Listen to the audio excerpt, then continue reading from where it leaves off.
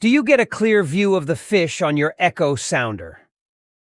It might seem like a simple and redundant question. However, I've received numerous messages and screenshots in which you've asked whether I think you can clearly spot the fish on your screen using your fish finder. Providing a definitive answer isn't always straightforward because more often than not, I can't determine in real time whether there are fish present and what type of fish might be below. Nevertheless, one thing I've come to understand is that it's not always a straightforward task to identify fish on the Echosounder, even when they are indeed present. In this video, we'll aim to explain the factors that affect your ability to see fish more or less clearly. This is because you need to pay attention to certain parameters and settings, with sensitivity being the most critical aspect. This means the ability to distinguish fish on our Echosounder from everything else, which could be the seabed or background noise.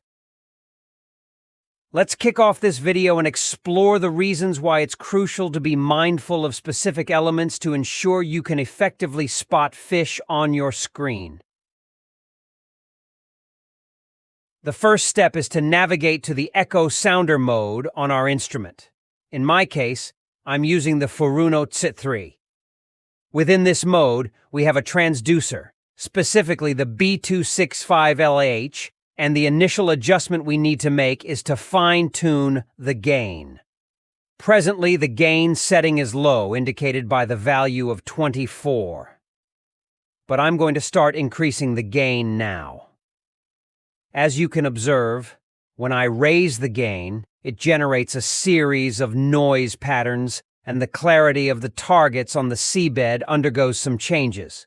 First and foremost, you'll notice a distinct line that transitions between black and blue. This is the thermocline, signifying a stratification in the water caused by a temperature difference. But let's focus on the targets with closer scrutiny. At this point, the Echosounder might appear to have an excessively high gain setting. However, I'm not concerned about what's near the surface. My objective is to get a clear view of everything on the seabed. Next, I've adjusted the shift, a function similar to zoom in Furuno systems. This feature allows you to zoom in on the seabed differently from standard zoom settings. As you can see, I've effectively highlighted everything near the seabed. In this screenshot, I've also activated the white line. If you're unfamiliar with this feature, I've provided an option for you to review the video explaining its functionality. Now I'm taking a closer look at the data provided by my depth sounder. I'm considering whether I should make further adjustments to the gain, perhaps increasing it. Those dots that are starting to appear are, in fact, disturbances. This is a crucial point that requires a thorough explanation because most of the time, our ability to spot targets is hindered by these disturbances. In the current system you're observing, the disturbances are quite minimal, but even when I raise the gain, some interference does make its way in. When a system is poorly configured and the noise levels are high, it can become a significant problem as it clutters the screen, making it nearly impossible to distinguish the actual targets from the noise.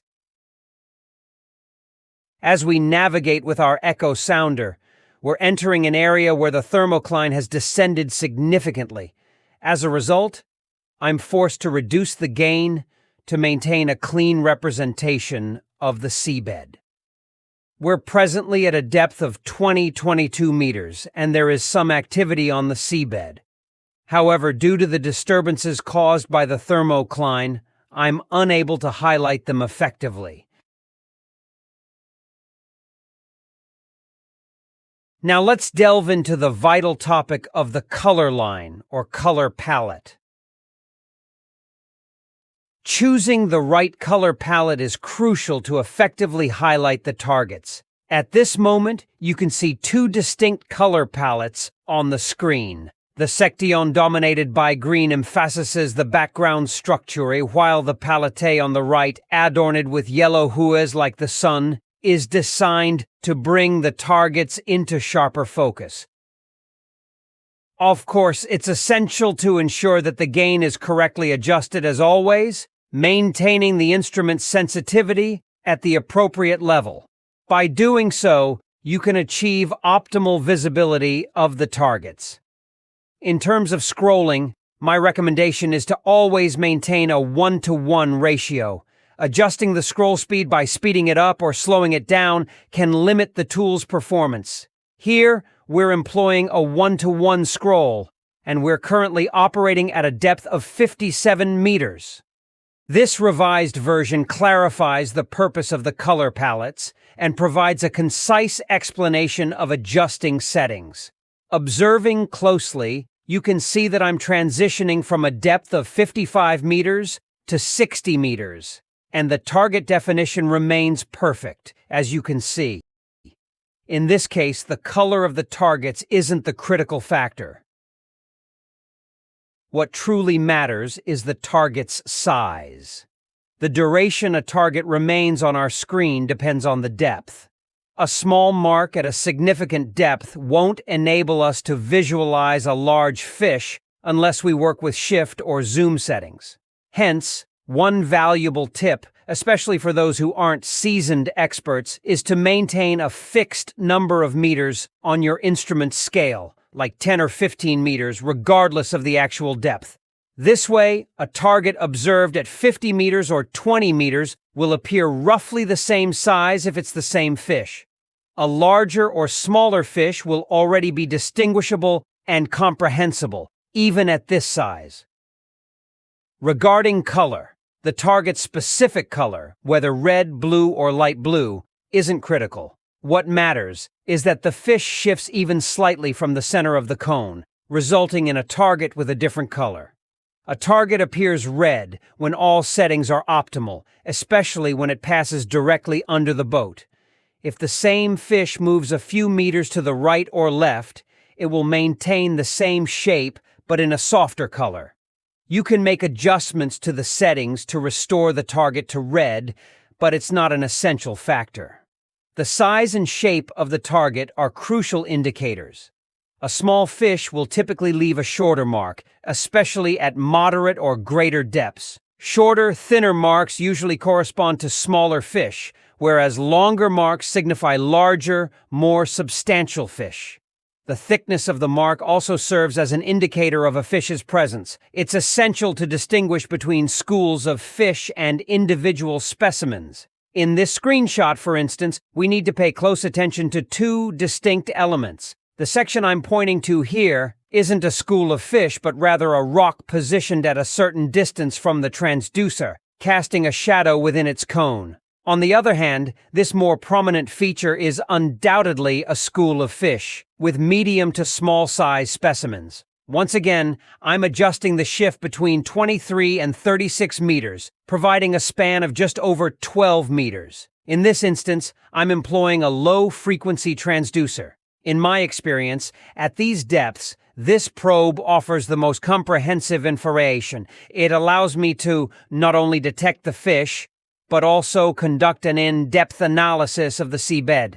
A narrower cone produced by a higher frequency transducer would limit my ability to spot objects slightly to the right or left of the boat. While it would provide greater accuracy regarding the fish's proximity to the boat, the marks would look quite different. Now let me illustrate with some examples. Regrettably, I don't have videos available at the moment. I can only provide static screenshots. In this screenshot, you can observe the dual frequency capability of the B2165LH transducer.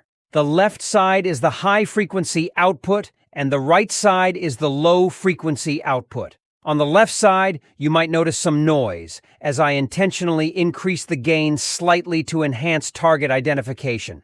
However, it's still challenging to discern small targets. To clarify, I could reduce the sensitivity somewhat, but even then, it would remain challenging to pinpoint the targets.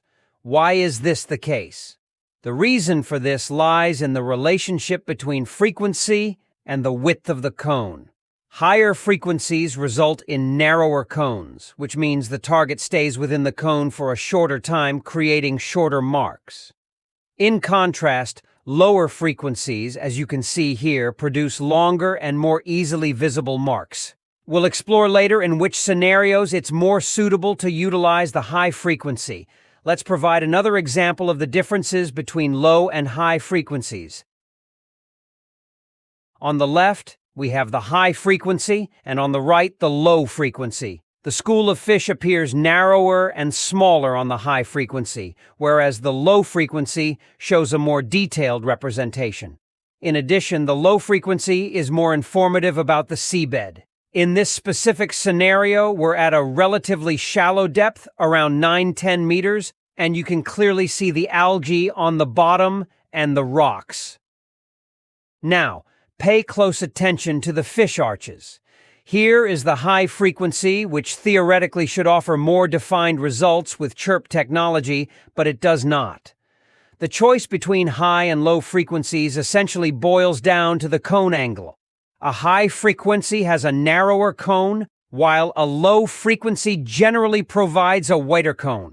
This enables use to detect fish that are a bit farther away, and the fish arches are much more defined because they stay within the cone for a longer duration. Although it may seem like I predominantly use low frequency with my transducer, that's not entirely accurate. There are situations where high frequency becomes incredibly valuable. Take, for instance, this screenshot of a shipwreck. In this comparison, the low frequency is on the left and the high frequency is on the right, or vice versa. You'll notice that the shipwreck appears much broader and more rounded on the low frequency, whereas it appears narrower on the high frequency. This distinction is vital because when I'm engaged in activities such as trolling or bottom fishing while staying close to a shipwreck, high frequency allows me to get closer with precision.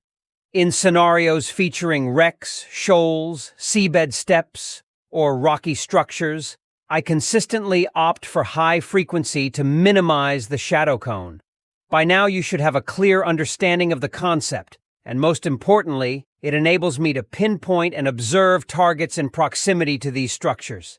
Even the shipwreck, as you can see, exhibits a much more defined outline. I'll know precisely where it starts and ends.